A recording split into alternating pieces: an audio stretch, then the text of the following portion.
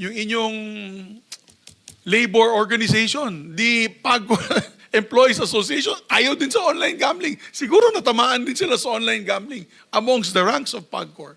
Because we have the letters supported by your employees unions na ayaw din nila sa online gambling. So, I'm going to go another round, Mr. Chairman, because I'm going to ask on the online lending apps.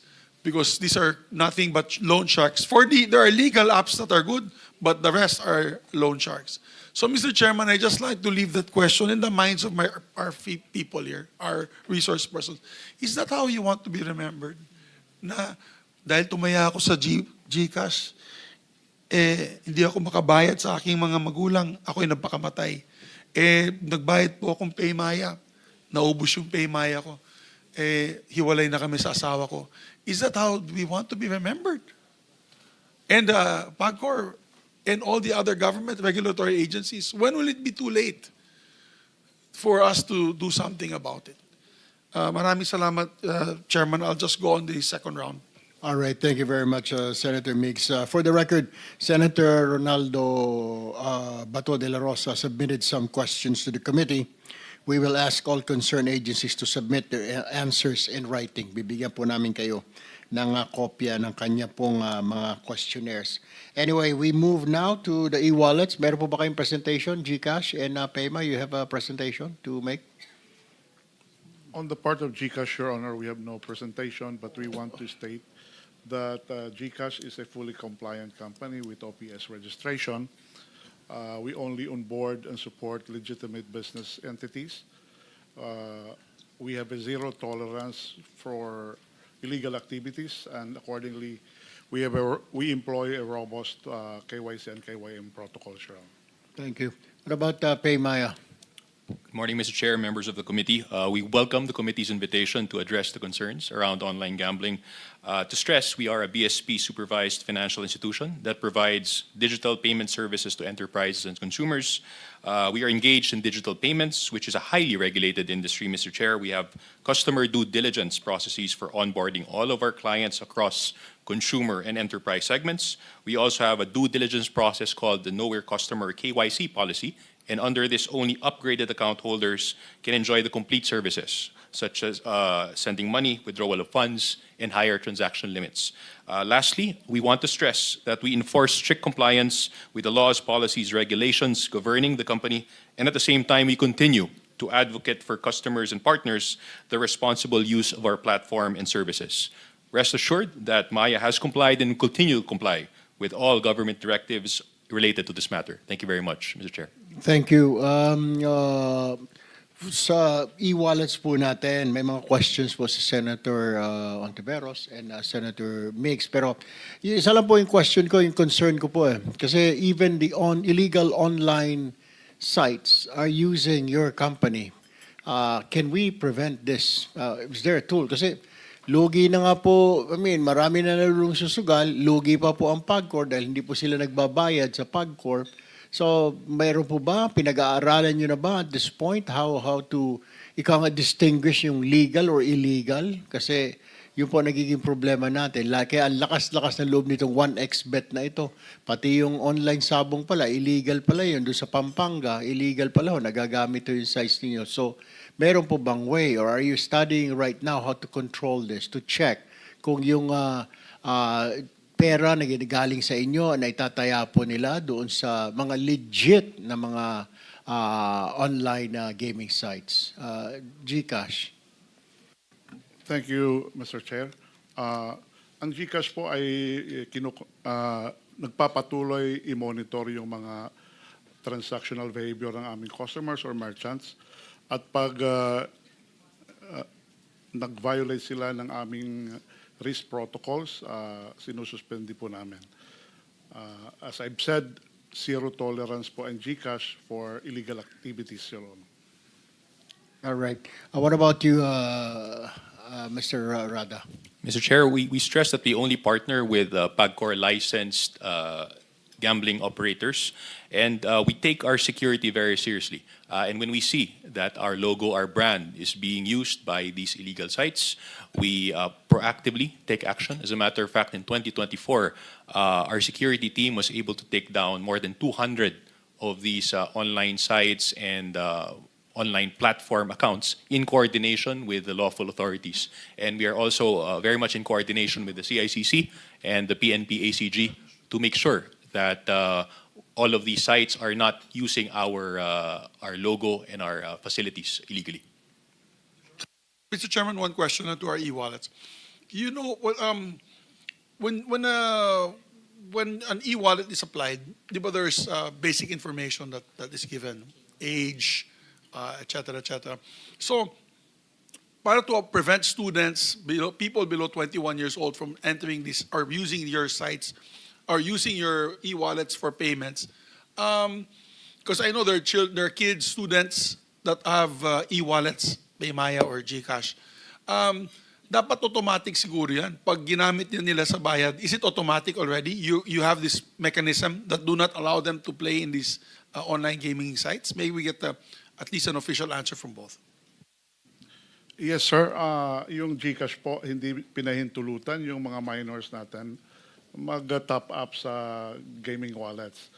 In fact, yung from the ages 7 to 17, hindi po nila nakikita yung gaming icon noon nung hindi pa dinidilink po yung link sa mga gaming sites. For ages between 18 and 20, may gaming icon kaya lang hindi sila pinapayagang mag-top up doon sa gaming wallets nila.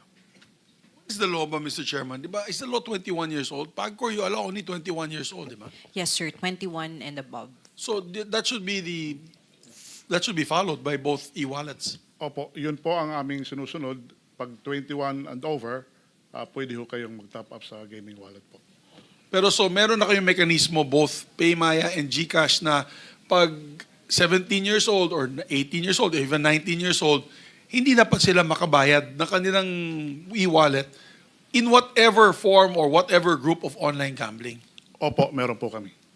Can I confirm also for the record with Paymaya? That is correct, Mr. Chair. As part of our due diligence process, we have a KYC mechanism that weeds out ineligible account holders. Oh, okay. All right, thank you, Senator Mix. Go ahead, Senator Ontiveros, your turn to ask your second round of questions. Thank you, Mr. Chair. Bago ko balikan yung GCash at saka Paymaya, balikan ko muna po yung PAGCOR, Attorney Jessa Maris. Just to continue yung kanina, no, yung punto po, yung punto ko rin talaga kanina, may kapangyarihan ang PAGCOR. May kapangyarihan kayo na i-control ang modes ng account funding. Particular kung paano mag-cash in at paano mag-cash out. Sa pag-regulate niyan, may value judgment ang PAGCOR. Similar sa tanong ko kanina sa e-wallets, value judgment. May value judgment din ang PAGCOR sa pag-regulate niyan. Kaya ninyong ipagbawal ang paggamit ng e-wallets na mas kalat ang gamit sa karaniwang tao. Yung e-wallets na apektado, yung karaniwang tao na apektado sa pinsala ng online gambling. Bakit ayaw nyong gawin?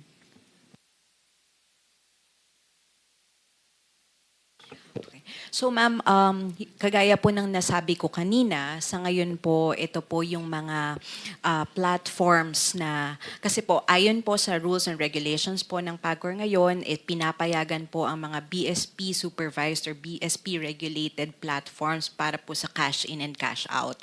So yun po yung sinusunod po namin ngayon. So with regard po to your recommendation, pag-aaralan po namin ito, pero po, sa tanong niyo po kung bakit po pinapayagan pa natin ito, because we are still subscribing to the view na ito po, kasama po itong mga payment platforms na to sa mga BSP supervised and regulated entities na regulated entities po. Well, ang punto ko lang dyan, Attorney Jessa Maris, nakapagkilos ang PAGCOR proactively in the past, no? Vis-a-vis yung paggamit ng credit cards, vis-a-vis yung pagpapamigrate di umano ng mga illegal, papuntang legal, pagpapababa ng fees, percentages of gross gaming revenue. So surely, no, surely, pwede kayong at dapat, tingin ko lamang Mr. Chair, dapat mas proactive pa kayo dito sa pagpigil ng harms ng online gambling, whether gamit ang e-wallets or iba pang issue dyan. So speaking of which, Mr. Chair, balikan ko po yung mga e-wallet, so GCash and PayMaya. So kanina natigil ako dun sa, do you see this as a problem, no? Yung pwedeng magtaya ng hanggang kalahating milyong piso. So kung sakali, papayag po ba kayo na i-delink na din kayo o ipagbawal mag-cash in, ipagbawal mag-cash out sa mga online gambling apps? Yes, GCash, Mr. Chair. Ma'am, pag mayroon pong regulasyon na ganyan, ay kami ay may susunod po sa kautusan ng ating gobyerno. Salamat, Mr. Chair. And PayMaya? We will comply with the directives, Mr. Chair, of the BSP on this matter. So if they issue something related to this, we will follow. And if Congress passes a law to this effect? Absolutely, Mr. Chair. Thank you, Mr. Chair. So, backtrack lang ng konti. Kailan po nagsimula? Kailan nagsimula yung paglilink sa app ninyo ng online gambling? PayMaya? To the best of my knowledge, Mr. Chair, this was sometime in 2022. So 3 years ago. And GCash? More or less, Your Honor, the same, 2022 po. So 2022. At kailan naman po nagsimula na pwedeng gamitin ang apps ninyo para mag-cash in at para mag-cash out sa online gambling? I believe, Mr. Chair, around the same time. So around the same time for PayMaya and then GCash. Around the same time, Your Honor. Okay, so around the same time. So mula sa simula, kompleto na yun. Pwede silang magtaya sa online gambling gamit ang e-wallets nyo. Pwede rin silang mag-cash in, cash out on. Nung magsimula, so 2022, na-link ang GCash at PayMaya sa eSugal, magkanong kinita? Mula nung 2022, magkanong kinita nyo sa online gambling? Isama na po natin yung placement fees sa app, pati na po transfer fees. Yes, GCash. To be honest, Your Honor, we don't have the exact figure right now, but we commit to submit it to the committee, Your Honor. Thank you. Would it be in the tens of billions of pesos? I am not sure, Your Honor. And PayMaya? The same, Mr. Chair, we can submit to the committee. We don't have the figures with us at the moment. Would it be in the magnitude of tens of billions of pesos? I would not know, Mr. Chair. So, Mr. Chair, we will await that submission from both PayMaya and GCash. And then, sirs, Mr. Chair, napansin po namin sa mga apps ninyo, mayroon, nabanggit ko rin po ito kanina, kaugnay ng PAGCOR, saka Bangko Sentral, mayroon na ring online lending sa apps ninyo. So, posible ba na yung i-cash in mo sa GCash or sa PayMaya para sa online gambling ay galing rin sa loan mo sa PayMaya at sa GCash? Posible po ba yon? Yes, GCash. Ma'am, yung GCash po, hindi po nagpapahiram o nagpapautang para apansugal ng mga customers. Ang disenyo po ng aming pagpapahiram ay towards the financial inclusion goal ng GCash para makatulungan yung nakakaraming Pilipino na kailangan ng assistance ng kagaya naming mga financial institutions. But of course po dahil kumbaga in-house na pareho yung makapagtaya sila sa online gambling and makapag-loan sila. Kumbaga pwedeng one-stop shop na ang GCash o ang PayMaya para sa parehong actions ng subscriber nyo. Hindi po, Your Honor, kasi yung loan, hindi po part ng gaming journey. Wala po yun doon sa button ng gaming entity.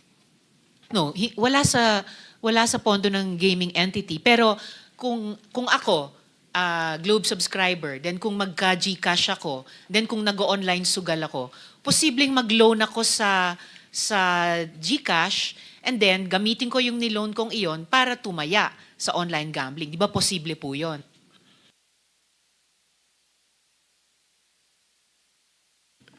Yung produkto po namin, yung G-Save, G-Credit at saka G-Gives, hindi po eligible yan for top-up transactions. Yung G-Loan naman ay diretso pumupunta sa wallet ng aming customers. And hindi po yan kaagad-agad na nabibigay o naaprubahan yung application for G-Loan kasi may mga eligibility requirements po. Yes, sir. But kapag nag-G-loan ako, syempre makukumingle na yan sa pera na I have on hand bilang nag-G-loan. And then kahit nag-accumulate ako ng small loans every day, kasi alam ko sa susunod na linggo, susugal ako. So it is in the realm of the possible, di po ba? Ang niloan sa G-loan ay pwedeng itaya sa online sugal. Posible po yan. Yes, that's all I was nasa asking. control po ng Posible po. customer namin yan. Kaya lang yung, again, yung disenyo po namin ay makatulong sa nakakaraming Pilipino. Yes, nasa control ng individual who must be aided by government and the private sector makaiwas dun sa harms ng online gambling. Sa Maya po, posible din po ba yon? Ang i-loan nila sa inyo ay maitaya din po nila sa online gambling? Mr. Chair, as a principle, we would not allow use of loan proceeds for online gambling, and to stress that online lending on our side is highly regulated by the BSP. Furthermore, we use strict data-driven underwriting processes to ensure that only those who have a credit-worthy standing can indeed take out a loan. And if in a scenario wherein they were able to take out a loan and they used these proceeds for abusive activities, we have a mechanism also to detect that this is being used for that purpose, and they will not be either they're fully prohibited from taking out any further loans, or their credit standing is severely curtailed to prevent them from using it in the future. And you have these safeguards dahil posible nga nang i-loan sa Maya ay itaya nung parehong individual na yon sa online gambling. To protect the consumer, ma'am, from possible abuse of loans. Because that abuse of their loans is possible. That's correct, Madam Chair. So kasi nga ang dinadrive kong point po ay kung walang controls, not just from government but from the e-wallets yourselves, hindi ba nalulubog lang nga sa utang ang mga users nyo kung ganito? Hindi lang nalululong sa online gambling, pero to feed the gambling addiction or the gambling obsession, pati sa utang ay nalulubog. Hindi po ba? Posible po yon, hindi po ba? Yes, that is the behavior, precisely behavior, Mr. Chair, that we want to prevent, Mr. Chair. And we too, Mr. Chair, Paymaya. And GCash? Tama po yun. Yung abusive behavior ang dapat namin i-flag. Okay, salamat po. Not just flag, I think prevent from the get-go. Kasi may mga capacities pa yung mga platforms ninyo, the same way I'm asking PAGCOR and the same way Bangko Sentral, to prevent the abusive behaviors having a space at all on your platforms, whether from the individuals or lalo na yung mga online gambling platforms. Now, how many users does your app have now?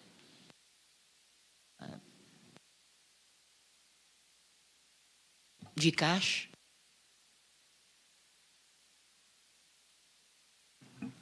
We will verify our records, Your Honor. I don't have the figure right now. It would help, sir, Mr. Chair, if you could verify that during this hearing. And Paymaya? We'll look for the exact number and we will submit it to the committee, Mr. Chair. Yes, please. If you could submit it during the hearing, tulong po yun.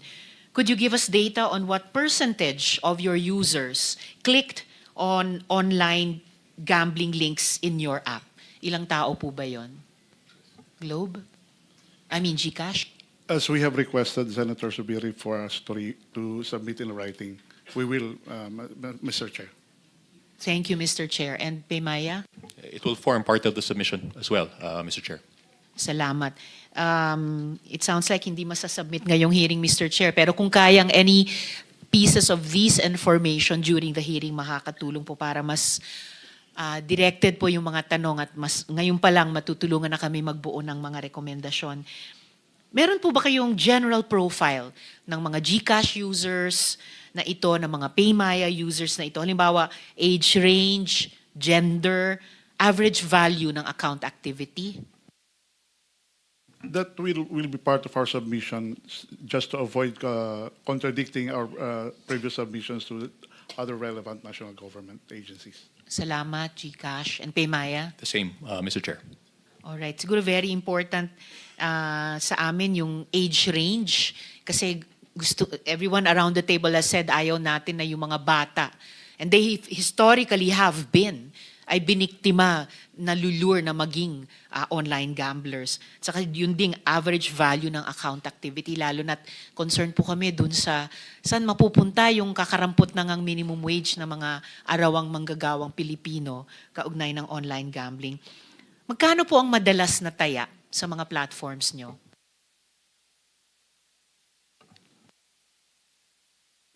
Yes, GCash. We do not have visibility on kung magkano ang itinataya ng mga customers namin na naglalaro doon sa gaming platform. Your Honor.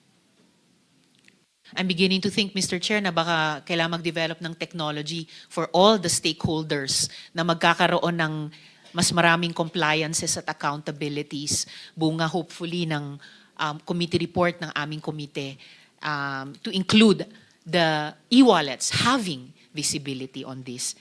Paymaya? Mr. Chair, to reiterate, again, as a cash-in platform, we have no visibility over how much is used to play online gambling. The only visibility we have is how much is topped up. Salamat. What about, ilan po sa mga nag-access ng online gambling sa GCash at Maya ay nag-access din ng utang sa GCash at Maya? Yes, GCash. Same request, Your Honor. We will commit to submit the same to the committee, Your Honor. Thank you, Mr. Chair. And Maya? We will do the same, Mr. Chair. Yes, please. Lalo na't dahil yung isang line of questioning namin ay, di ba, paano ma-disincentivize na hindi lang malulong sa online gambling pero mabaon lalo sa utang dahil ginagamit pala ang pag-uutang sa platforms nyo para mag-online gambling. Perhaps last question for the e-wallets in this hearing.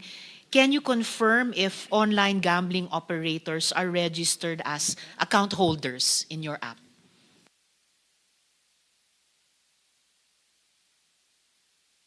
Yes, GCash. They have merchant wallets, Your Honor. They have merchant wallets, so they're considered as account holders In that sense, Your Honor.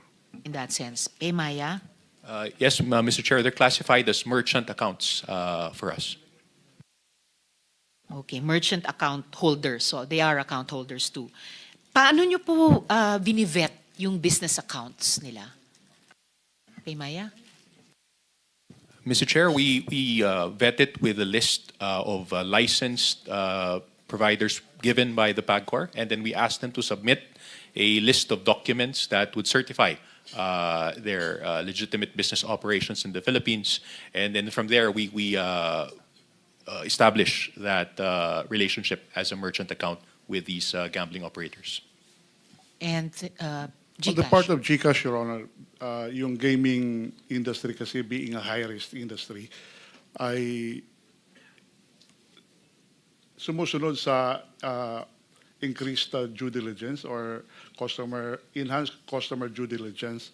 Hindi lang po lisensya ang tinitingnan namin, pati mga dokumento that will establish their legal existence, their operational structure, and the ultimate beneficial owner of the entity, Your Honor.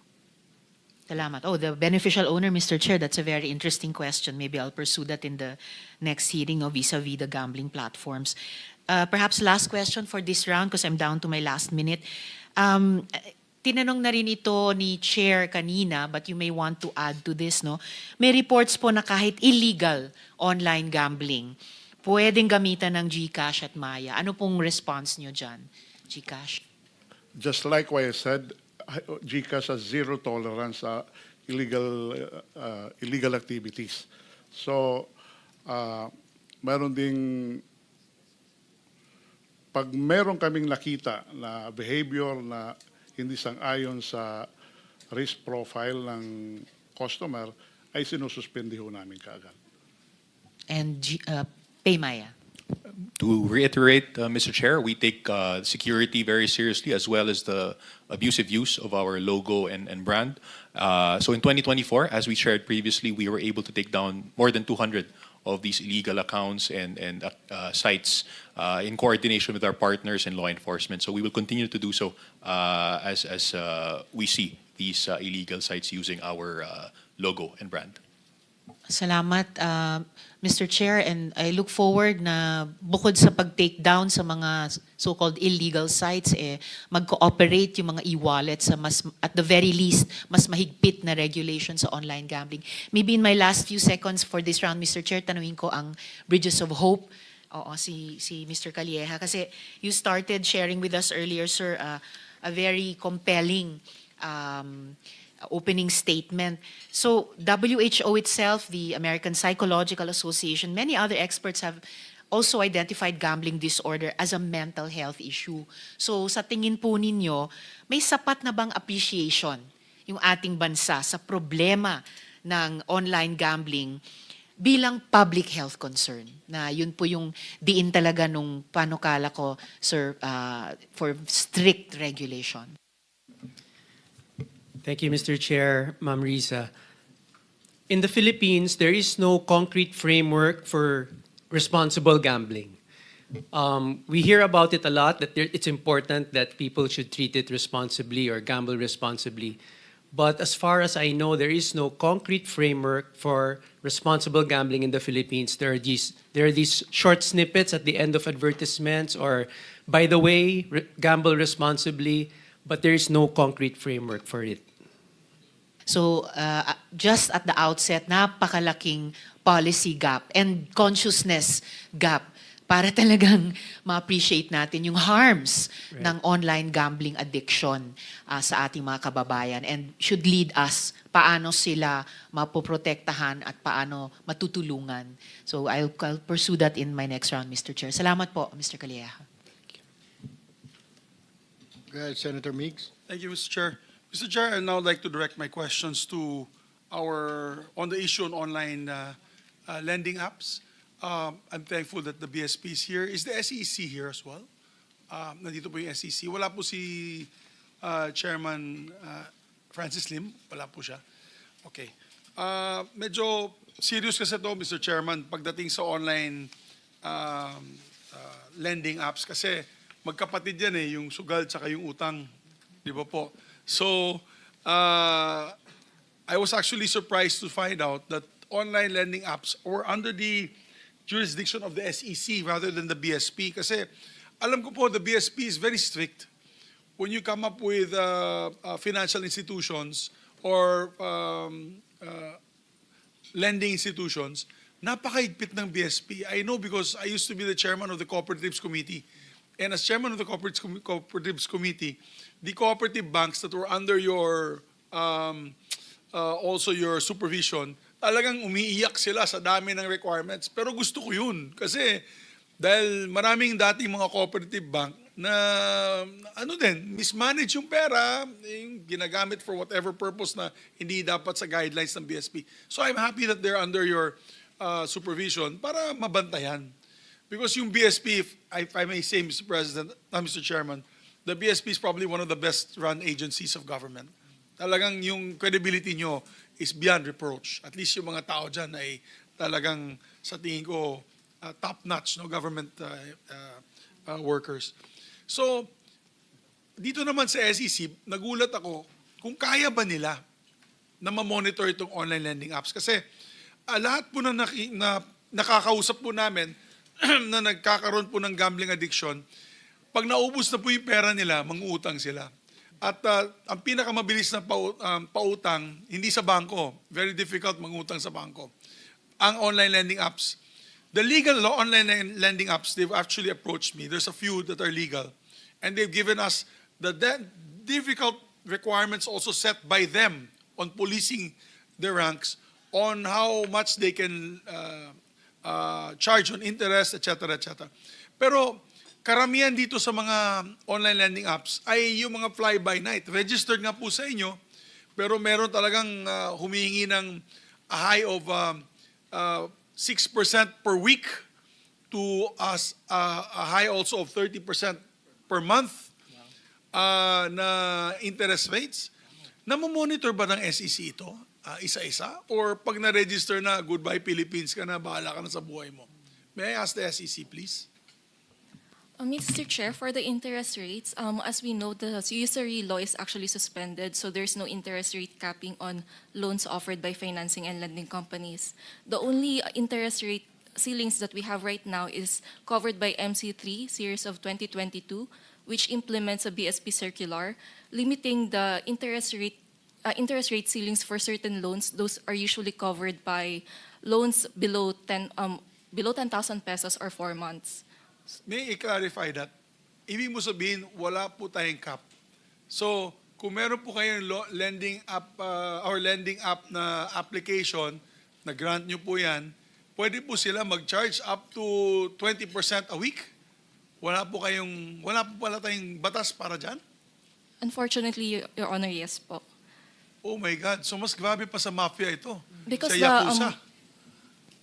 loan transactions are actually covered by the civil law. So basically, kung ano po yung pinag-usapan, pinagkasunduhan sa kontrata between the lender and the borrower, yun po yung nasusunod at present. Unfortunately, ang problema dyan, marami sa ating mga kababayan, lalo na yung mga minimum wage earners, hindi po nila naintindihan yung fine print ng kontrata. Kaya nga yung bangko napaka-thorough eh. Yung bangko, maglo-loan ka sa bangko, talagang napakagrabe yung kailangan due diligence na dapat gawin nyo. Sa inyo pala, wala. You act like a bank. These online lending applications, parang bangko yan eh. Tapos pag hindi ka pa makabayad, grabe yung papahiyain ka. And tatanungin ko din sa Privacy Commission yan. And other government agencies, pwede ba gawin yun? Napapahiyain yung tao? Kasi as part of your loan agreement with the lending app, magbibigay ka ng 10 hanggang 20 tao, pati cellphone nila, para magiging witness, not witness, but parang guarantor eh. Pero hindi mo alam eh. Bibigay lang yung pangalan. Let's say, kung mag-apply ka, magbibigay ka ng pangalan. Bigla na lang magte-text kasi may staff ako, ganun. Araw-araw, hindi niya alam, binigay pala ng kaibigan niya yung pangalan at number niya. Araw-araw, tinetext siya, sabihin mo sa kaibigan mo, nakakahiya siya. Ano siya, magnanakaw, hindi nagbabayad ng utang. Ganun, it's a shame campaign. Hindi niyo ba ito napapansin? O wala bang nagre-report sa SEC nito? We have received complaints on that, Mr. Chair. As for interest rates, currently the SEC is studying on the imposition of interest rate ceilings. Yes, because there is jurisprudence on this. The Supreme Court noted in 2024 na 3% per month struck down as unconscionable. Sinabi ng Supreme Court yan, 3% a month. I guess this was maybe complaints from credit card owners. No? So nakalagay na, Supreme Court yan. We can get the exact Supreme Court, I think it's Medel versus CA. Itong 5% a month is voided as excessive and inquisious. And then another one was Castro versus Tan, 3% to 5% rates deemed unconscionable. Courts reduced to legal rates. And then another recent 2024 ruling, 3% a month was struck down as conscionable. Kaya ba ninyo yan, na SEC, na maglagay na po ng cap para dito? We're currently studying it, Mr. Chair. But as for the cases that you've mentioned, as far as I know, for the court to actually rule on the unconscionability or on the high interest rates, I think a certain borrower would have to go to the court together with their loan documents and present it to the court. Yes, ma'am, but the SEC is the regulator, di ba? SEC is the regulator, Your Honor, Mr. Chairman. What you're trying to tell me as regulator, wala na po tayong magawa. Parang sa pangurakot, tapo na lang natin yung ballpen, drop the mic, and magnakaw na lang tayong lahat. Wala na tayong magagawa. You guys are the regulator, the SEC. Mr. Chair, we're currently studying it also. Every time you study it, there's a person hanging himself on the roof from the ceiling. Every time you're studying it, the delay every day because of this, ayoko na magmura kasi nagmura na kahapon si Senator Jinggoy, because of this abusive online lending apps. Yung mga legal, okay. Pwede nyo naman ma-monitor yung legal. Pero sila na mismo lumapit sa akin yung legal at humingi ng tulong dahil hindi daw ninyo kayang i-regulate yung ibang fly-by-night na operators na nag-apply sa inyo. Maybe you should do a review, an audit dito sa mga kumpanyang ito na binigyan nyo ng permit. Madagdagan ko lang, Majority Leader Migs. Oo nga po, marami yung reklamo sa opisina po namin na pag naningil, sobra-sobra napakabastos papahiyain. Wala ho tayong ways to prevent this. Not only SEC, Central Bank, wala ho ba? It's beyond your control. Yung pag naningil, talagang papahiyain ka. Sasabihin, may kaibigan mo, sinabi, anak ka sa labas, etc. I mean, utang lang po yun. Utang na 2,000 piso, pinapahiya. Wala ho tayong mga regulation, I mean, and harassment to stop these people, this company. Iasa lang ho natin na sa cyberbullying. Dapat po, tanggalan ho na lisensya yung mga lending institutions na gano'n. Di po ba? Dapat may mga gano'n. Central Bank, SEC. Ano ho? Mr. Chair, the universe of lending companies online and otherwise may be divided into two, those supervised by the BSP and those supervised by the SEC. So for those supervised by the BSP, we have a circular regulating the market conduct or the practices of the lending companies in terms of collection and customer engagement. So hindi ho namin pinapayagan yung mga ganong methods that harass the borrowers, no? So meron naman ho silang recourse pag hindi makabayad, but not to resort to those kind of market conduct, Mr. Chair. SEC, so ang Central Bank, meron kayo, wala po kayong safety nets para po dun sa mga borrowers na maaring natanggal sa trabaho, hindi kaagad nakabayad o nagkasakit, yung pambayad niya ginamit mo na pampa-hospital o pang-enroll. Wala ho kayong ganon, SEC? Mr. Chair, we have a circular on unfair debt collection practices. That's MC 18, series of 2019, and it's also incorporated with the SEC rules and regulations for financial products and Services Consumer Protection Act. What does it say? Can you give me a rundown or a gist of that circular? Basically, Mr. Chair, ang sinasabi po ng circular, yung mga certain acts na abusive collection practices, pinagbabawal po yun. For example po, yung pagmumura habang nangungulekta, yung pagtitreaten po sa buhay ng mga tao habang nangungulekta, yung mga usual po na... Yung pagpapahiya, nasasabihin, ikaw anak ka sa labas o ikaw hindi walang kwenta ka, tatay mo, magulang mo sa kulungan. O, Kasama din po yun. ano hong penalties noon? Ang penalties po, Mr. Chair, is that we can actually impose monetary penalty or also revoke their certificates of registration and also their certificates of authority to operate as a lending or financing company. Mr. Chairman, tatanong ko lang, meron na ba kayo naparusahan? Meron At na po. ilan? Please give to the committee baka isa lang, dalawa, sa dami pong, may we know lang how many are registered with you, online lending apps po? For online lending apps, there are around 108 financing and lending companies that have a total of 168 online lending platforms. 168 online lending platforms. Please submit to us the list of these online lending platforms, yung mga, at saka yung mga sino ba mga may-ari nito mga online lending platforms na ito. Kasi ang nangyayari po, parang loan shark ang dating eh. Yung tipo, kung hindi ka magbabayad, bubugbugin ka pag makita ka namin. Di ba? Parang ganun ang dating eh. I would say, Mr. Chairman, if we pass legislation, if we're going to really, bottom line, kung hindi po mababan at ang gusto po ng gobyerno ay highly regulated, ayaw naman po natin ma-veto ito. At pag naging highly regulated po siya, I would suggest that let's give it to the BSP. Let's transfer the responsibility of that from the SEC. Kasi yung SEC, hindi nga with due respect, medyo mahirapan nga yung SEC para mag-clean up ng corporations with illicit trade. Di ba? That's where we go to get our details when we have investigations on illicit trade. Hirap na hirap din silang ma-regulate yun. So maybe what we should do is let SEC, Securities and Exchange Commission, concentrate on corporations and let's give the lending what you call this, the lending, yung lending regulator to the BSP kasi sila talagang expert tsaka mabilis gumalaw ang BSP. I know because I think the BSP monitors PayMaya and GCash, di ba? So, mas maganda yun. Ang ginagawa nila sa GCash at PayMaya na may highly regulated, they can make also bantay itong mga online lending apps, Mr.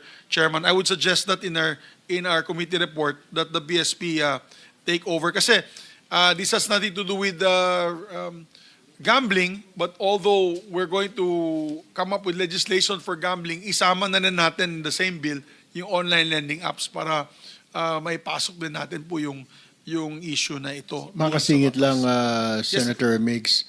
Meron ho ba kayo? Do you have a hotline for where customers, where consumers can report yung abusive behavior ng mga lending companies? Meron po ba kayo, SEC? Yes, Mr. Chair, nakapost din po sa website. Nakapost sa website nila kung saan sila pwedeng tumawag. Yes po, may sarili pong iMessage portal for complaints po against financing and lending companies. And gaano ka bilis ninyo na-actionan? For example, somebody will call your office or will complain through email na hinaharas na siya at na pinapahiya siya. How quick do you react? If by call po, parang ASAP po. Kapag by email po, usually within 2 days po na-actionan po kaagad. All right. What about central bank? How do you react or how quick do you take action? That's immediate, Your Honor, because we have an online bot we call BSP Online Buddy. So apart from coursing your complaints through the usual channels, email, call, there's that bot that users can use to log their complaints, and that immediately gets to our server. And the action that we take is to acknowledge it and also to direct the concerned financial institution to respond. And we monitor there's a certain number of days they're allowed to respond. And if the response is not satisfactory to the customer, then they can raise that for the next level, which is a mediation. And hopefully ma-resolve na doon. Otherwise, the customer can choose to elevate it to adjudication. And there, the BSP decides who's right or wrong. As 2 questions na po, Chairman.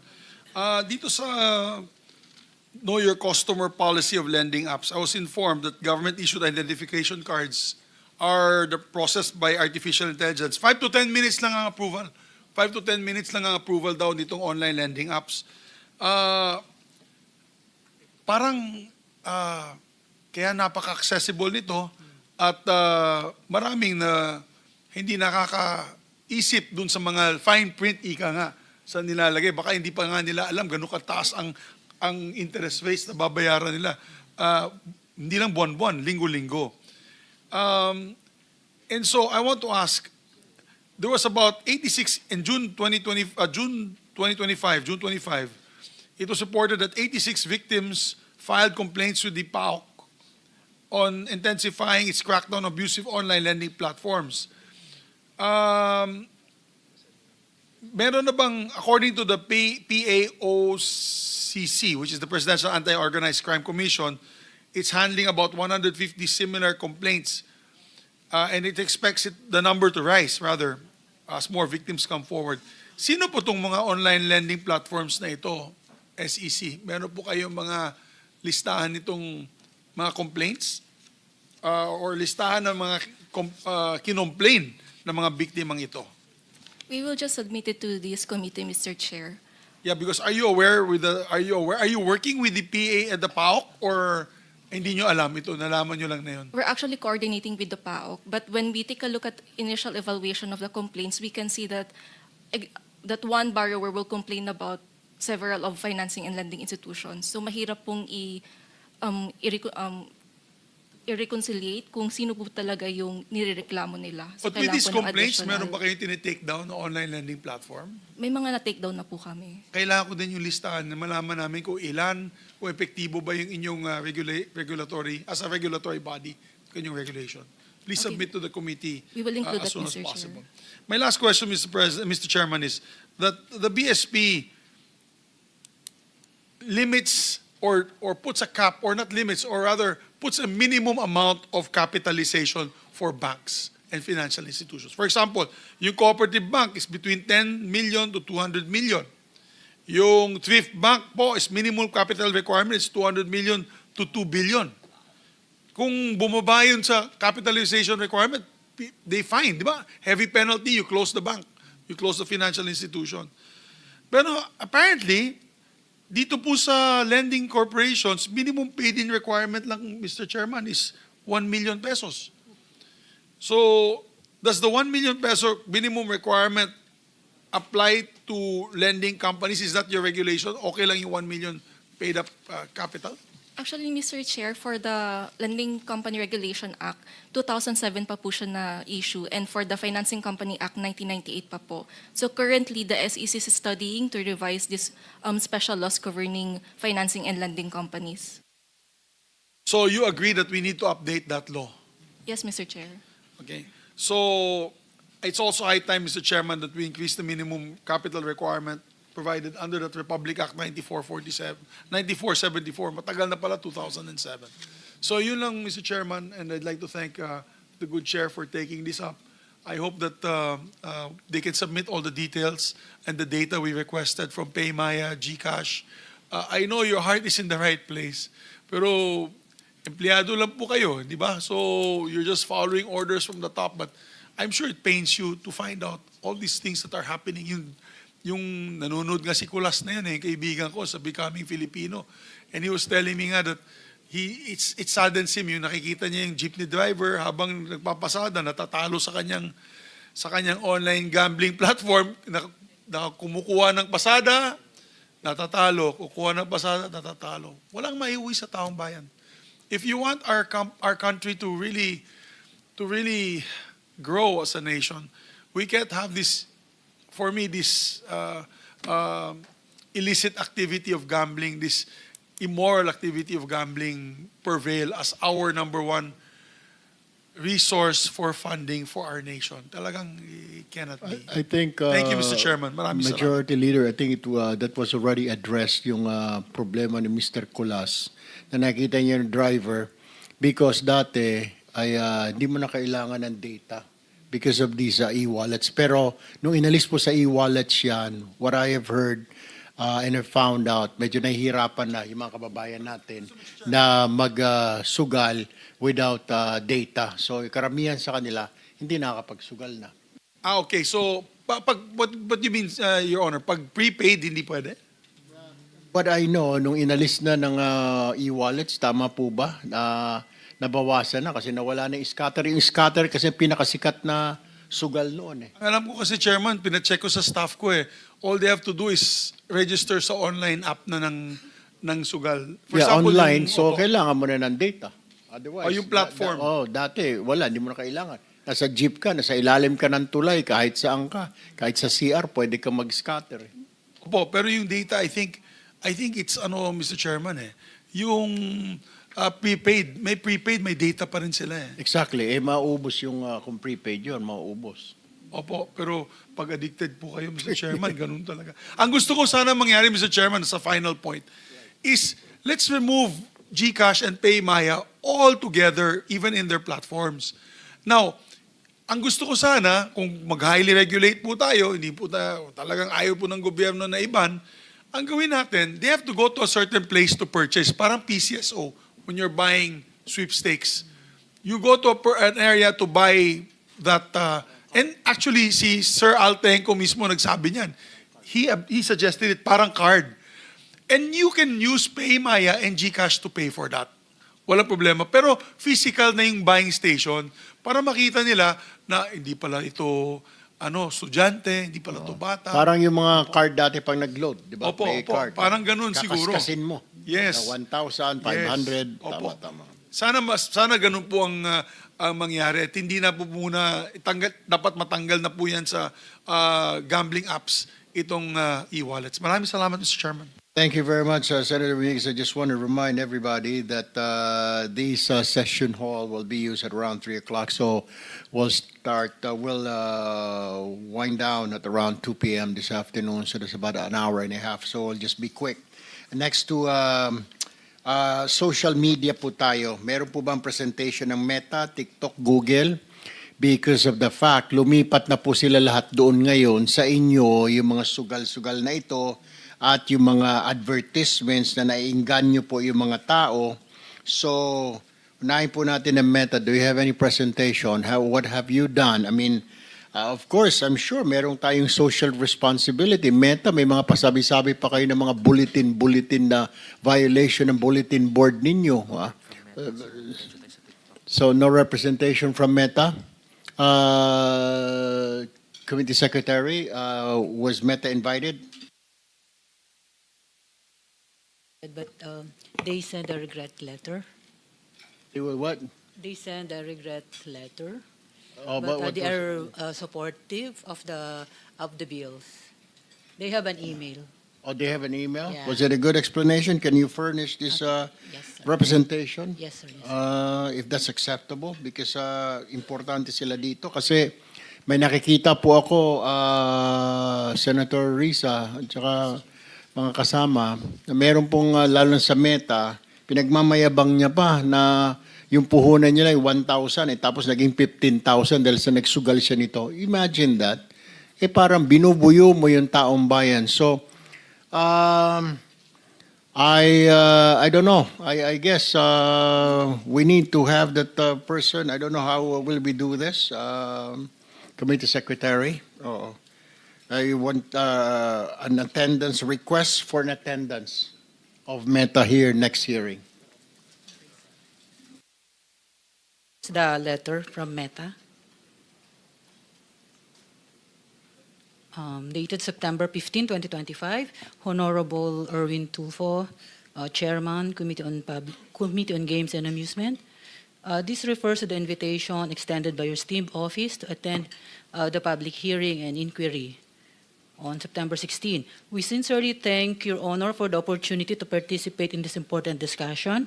We commend the Senate's efforts in collaborating with different stakeholders to ensure the safety of everyone online. However, I would like to respectfully convey our regrets as Meta's relevant subject matter experts are based in Singapore and the United States and are currently unavailable due to prior commitments. Nevertheless, on behalf of Meta, we remain committed to support the legislative process and would appreciate the opportunity to meet separately with your office. This will allow our authorized representatives to present Meta's initiatives, policies, enforcement, and partnership with both government and non-government stakeholders to discuss Meta's existing policies on online gambling and real money gaming content. We will coordinate with your team to arrange a suitable time. Meta will also send its position No, paper. Committee Secretary. Why are they dictating this committee kung kailan sila mag-attend? No. Ay kung ganyan pala, gusto pa nila, and I don't agree attendance. I don't know kung kailangan siguro isabpina yung country representative nila. I mean, that's not an excuse na in their own time and in their own explanation. May problema sila. Sila ngayon nangunguna dito na nakita ko na may mga vlogger dyan na nagpo-post na sinasabi na nanalo siya. Parang inihikayat pa yung mga tao, yung mga viewers. And then sasabihin nila, they can't. Okay, nawala na nga, inalista nga natin dito sa mga e-wallets, doon napunta sa kanila. And then may mga links sila doon na pwede kang magsugal and then they don't want to attend. So don't force me, Meta, na isabpina ko pa kayo because I know they have country. Who signed that letter? The letter, Your Honor, was signed by Jenixon David, Public Policy Manager, Facebook Philippines Representative Office. Well, by Philippines pala. Though I want you to send, try to invite him again or his attendance. You tell him, I want his attendance here. Otherwise, I'll be forced to this committee will be forced to send a subpoena for him. Yes, sir. Thank you. Kaya, alam mo, yun na nga, isa-isa sila sa mga may problema. And then sila, how in the hell you don't respect this committee? Kung wala ka respeto sa ibang committee, huwag mong gawin dito. Ang daming kulungan niya sa ilalim, pwede kitang ilagak dyan. Ang kalukuhan yan. I mean, disrespect. Mr. Chair. Go ahead. Suggestion, Mr. Chair, dun sa sulat ng chair sa Meta Philippines office, the chair may wish to consider issuing them a show cause order why they should not be subpoenaed. Tama, Madam Chair. That's Salamat, what Mr. we're Chair. going to do. Exactly. To issue a show cause order why they should not be subpoenaed for not attending and for not complying with our request to attend. This is a hearing. We have a problem here, and this is a national problem. Hindi po ito problem na sa Metro Manila. Problem po ito ng mga tao. And imagine, Senator Risa, there's like 65% of Filipinos are hooked in online gambling. And that's what we're trying to find a solution right now. Are we going to stop this totally? Or we continue this through strict regulation? Kasi pag tinanggal mo naman, sabi ng PAGCOR, sabi ni BSP, sabi ng Department of Finance, mawawala ng kita. Eh, pambayad daw pala sa PhilHealth, sa UHC, sa Universal Healthcare natin. Pambayad sa mga sports natin, mga coaches, etc., mga staff. So we're trying to weigh here. Ipasara ba natin kung ako lang tatanay? Isara na natin itong kalokohan na ito. Tapos ngayon sasabihin mo na in your own time, hindi ka mag-attend at mag-meet kita na mag-isa? What the TikTok, do you have a presentation to make? Mr. Chair, with your permission, we have a brief statement. Please, go ahead. Mr. Chairman, members of the committee, good afternoon. I'm Yves Gonzalez, part of TikTok's public policy team. We are thankful for this opportunity to participate in this hearing and submit our position paper regarding the gambling-related bills and resolutions being tackled by this committee. TikTok is committed to keeping our Filipino community safe, and we always seek to comply with Philippine laws and regulations to ensure a secure and positive environment for users, creators, and advertisers. TikTok's policies on real money gambling ads follow strict compliance with local laws and regulations. In fact, our policies provide stricter rules in certain areas. As an example, while the law allows gambling ads to be shown to a person at least 21 years of age, at TikTok, our policies require that the person be at least 25 years of age. To answer a question posed by the committee in one of its letters to us, TikTok does not show real money gambling ads to users who are minors or to any user below the age of 25. Companies seeking permission to run gambling ads must provide certified proof that their gambling activities have the necessary licenses from PAGCOR. On the main TikTok app, our community guidelines prohibit the facilitation or marketing of gambling or gambling-like activities. We also do not allow minors to see content that glamorizes or makes positive statements about gambling. 99.5% of content that violates our gambling policies are removed proactively. While TikTok strictly complies with Philippine laws and regulations, we voluntarily paused real money gambling ads in the Philippines last August 22, 2025, in response to policy statements from President Marcos Jr. and DICT Secretary Henry Aguda. We understand that as of today, TikTok is the only platform to voluntarily pause such ads. In his August 20 statement posted on his social media pages, DICT Secretary Aguda noted, "Malaking bagay ito mga kababayan, ipinapakita nito na kahit ang malaking global platform ay handang makiisa sa ating adhikain na digital bayanihan." With that, Mr. Chairman, we will continue to work closely with this committee and our government partners to to arrive at measures to address the concerns raised by various stakeholders.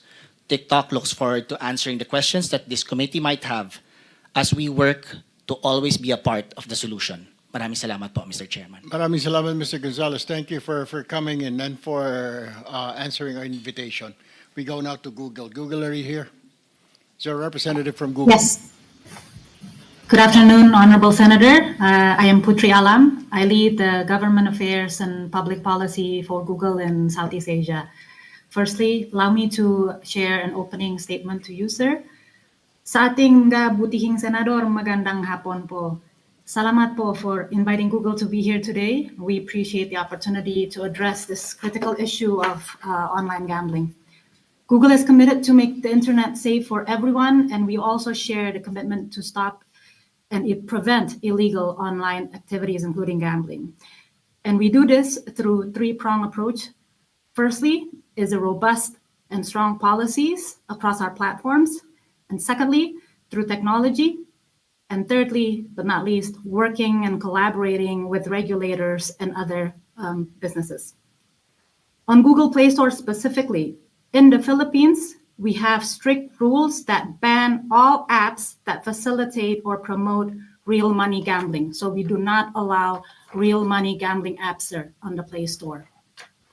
On Google Ads, in addition to prohibiting ads personalization for Google accounts of children under 13, we also have additional protections for teens under 18, and specifically in the Philippines, we do not allow advertisement on gambling to be served to users under 21, sir. Also, on Google Ads platform, we have clear policies that govern the promotion of gambling, including, again, as I mentioned, prohibiting and targeting of minors, as well as requiring the responsible gaming page. Moving forward, we are ready to work closely with you and the Philippines government and relevant authorities to address any concerns. And we believe that by working together with clear and robust regulation and technology innovation and responsible business practice, we can create a safer online environment for the Philippines. Thank you again for the invitation today, sir. Thank you for joining us. We really do appreciate that, but we have a couple of questions if we can just stay online. But first of all, let me just move back to Mr. Gonzalez here. Mr. Gonzalez, there are advertisements in TikTok I've seen recently, all right? Meron po bang oras na ina-allow ninyo na pwede mag-advertise? Or totally wala na po kayong ganon advertisements of online gaming sa inyong platform? Mr. Chair, as of August 22, 2025, sinuspend po namin temporarily yung pong mga gambling ads. So 24/7 po yan since August 22, bawal na po for now. Oh, good. Okay, so you're telling me wala na po talaga makikita ang mga bata, ang mga tao na mga online advertisements ng online gambling? Mr. Chair, to reiterate po, kahit po nung bago po mag-suspend, hindi po pwedeng makita ng bata. So yung policy po ni TikTok ay minimum dapat po 25 years of age para po makita po ng gambling ads. Pero since August 22 po, since sinuspend po, wala na po. Kahit na yung 25 years old and above? Opo, Mr. Chair. Wala rin po kayong link. Ika nga, pag pumunta po sa inyong platform na maghahanap po siya ng sugal, wala siya makikita doon yung mga kababayan natin? Wala po. Wala din. Okay. From Google, are you still there? Yes, sir. All right. So YouTube is also under your organization, under your umbrella, correct? Correct, sir. All right. The question is, I've seen some YouTube accounts here while they were playing in casinos and then even bragging they won this much amount. Can you further study if you can remove this and not allow this in Google and even in YouTube, Madam? Thank you for the question, Honorable Senator. We do have community guidelines across our platforms, including YouTube, and all of our creators must abide by these strict policy guidelines. So if they do incite any statements that are violative of this community guidelines, we will enforce upon that creator, sir.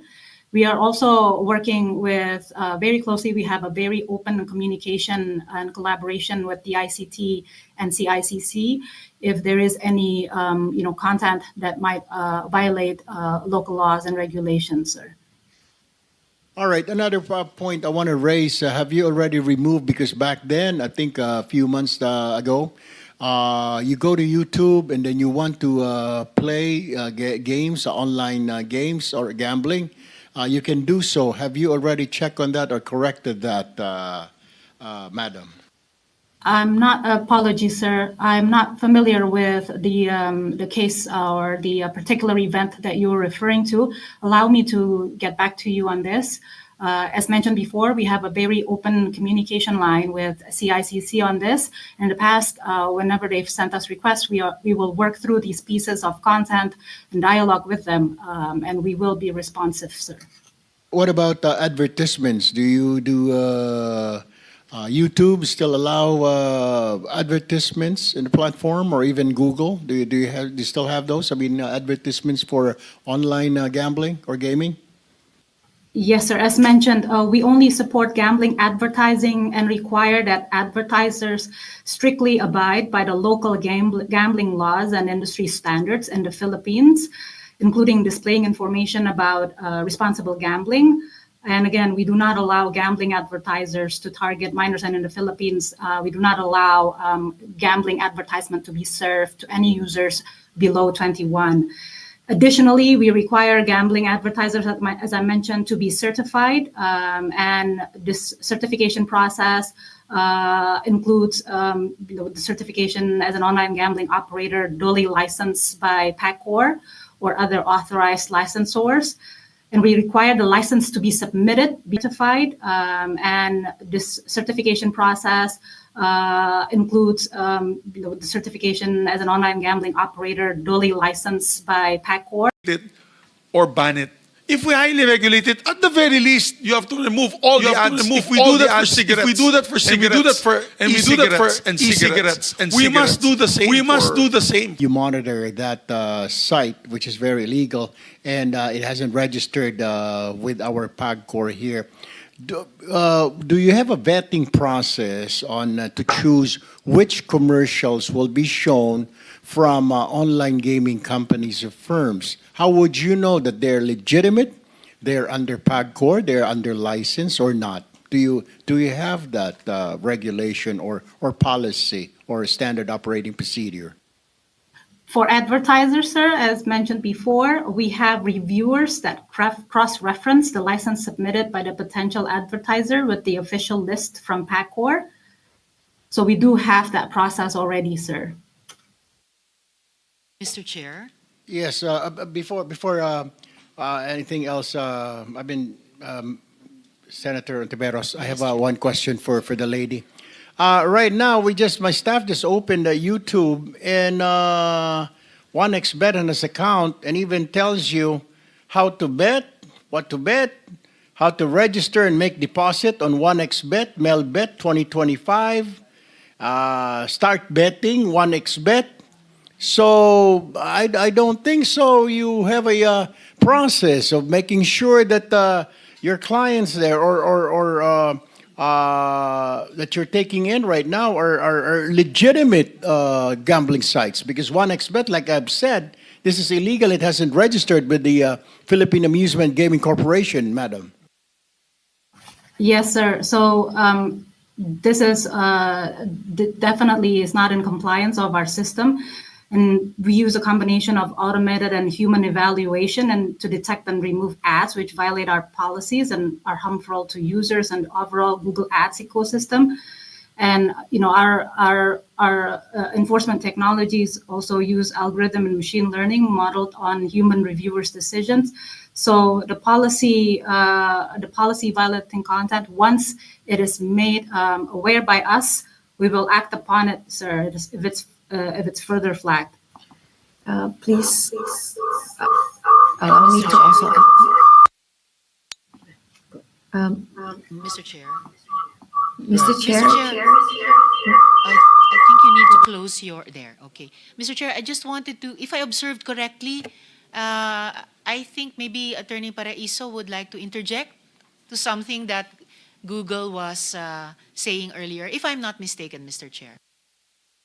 With the permission of the chair. Go ahead, Attorney Paraiso. Mr. Chair, yes, we do have, prior to this committee hearing, we have a relationship and we have an understanding with YouTube. However, as of recent, and with the departure of one of their government representatives with CICC and the ICT, we observed difficulty when it comes to the request for takedowns, especially with influencers promoting illegal gambling sites. Because you have to distinguish, promoting a gambling site is different from influencers promoting these sites. So, as you've observed, CICC has been going after both, Mr. Chair. So, in fact, we have a request pending for 2 months now for one very famous influencer promoting still illegal gambling sites, Mr. Chair. Just noticing, Mr. Chair, 2 months is a long time. Kung government agency ang nagre-request o nagde-demand, 2 months is a long time to wait for a positive response from a private sector stakeholder. For the record, Mr. Chair. Can you answer that, the representative from Google? I mean, the CICC has a request for takedowns for 2 months now, and you haven't done anything, Google representative or official.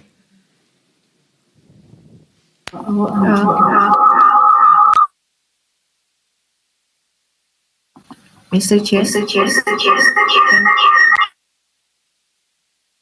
Can you identify yourself first, madam? Hello. Can you identify yourself, Mr. please? Chair, can you hear me okay? Yeah, I can hear you. What is your name and who do you represent? What do you represent?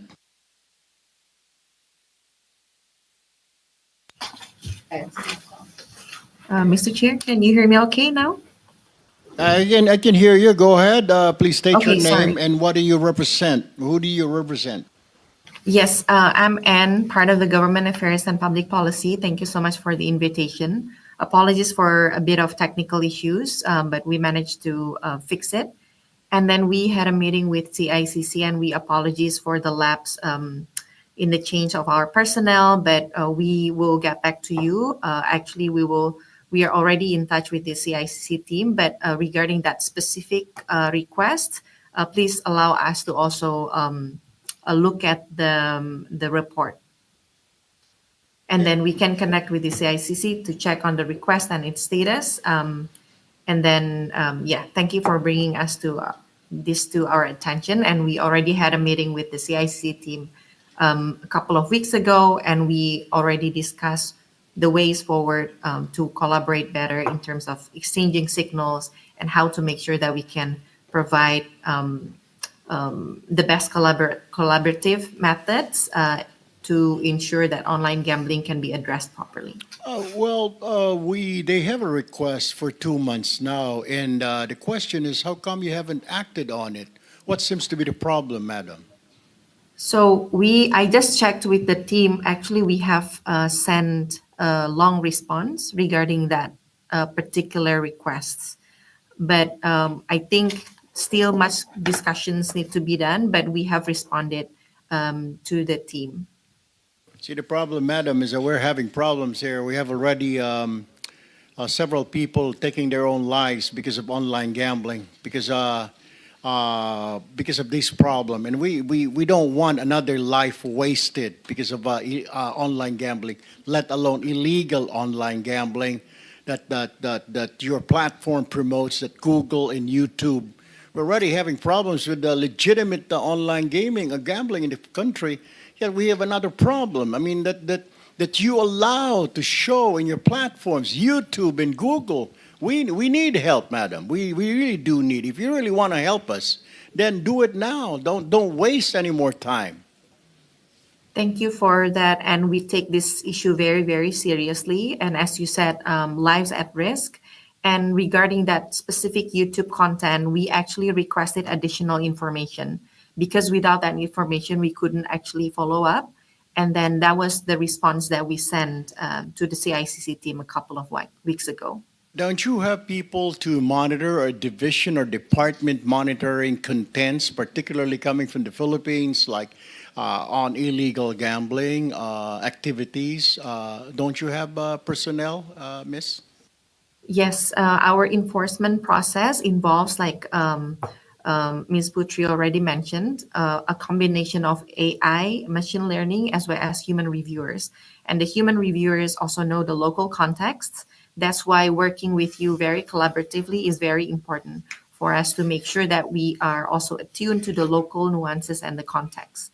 And then we recognize the concern, and that's why we are here and we are committed to working with you very seriously, and we will review and provide the assistance as needed. Well, we appreciate that assurance, Madam. We hope that you'll be able to help us, because we have a problem. Otherwise, we won't be, this committee will not be talking about that. We won't be inviting you if you're not important. You're one of the main subjects here. I mean, people playing online gamblings, because it is being promoted in your platforms, in YouTube and in Google. So we do appreciate any help from you guys to monitor and probably take down posts by Filipino citizens in your platforms pertaining to online gambling, or particularly illegal online gambling. Yes, sir. Thank you so much. And regarding the organic content, for ads, we have comprehensive ads policies. But when it comes to organic content, which influencers actually create, it's a more difficult process to spot. So that's why we really want to partner with you and the team to coordinate further, and also working closely with CICC, because we would need the additional information to follow up and take down the content in discussion. Yes, particularly one in particular is this 1xBet that they keep on running ads in YouTube, and even teaching people how to bet, how to register, and we don't need this. And another thing, they are illegal because they're not registered with our Philippine Amusement and Gaming Corporation, and they don't have a license, Madam. Yeah, well noted on that.